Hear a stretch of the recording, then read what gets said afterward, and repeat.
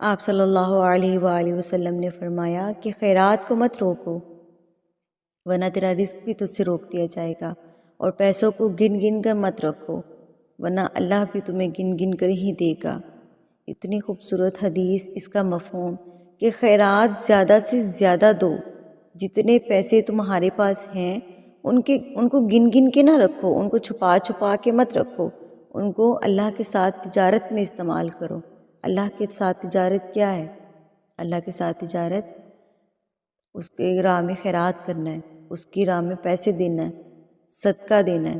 تو اللہ تعالیٰ آپ کو 10 گنا کر کے واپس کرتا ہے۔ دنیا کی چیزیں ہمیں بڑی اچھی لگتی ہیں، کوئی ہمیں کہہ دے کہ یہاں پر 50 روپے انویسٹ کرو، آپ کو بدلے میں 100 روپے ملے گا، ہم لوگ جلدی سے 50 روپے وہاں پہ انویسٹ کر دیتے ہیں۔ اللہ پاک بھی تو ہمیں کہہ رہا ہے کہ آپ لوگ 1 روپیہ دو، میں 10 گنا تم لوگ کو کر کے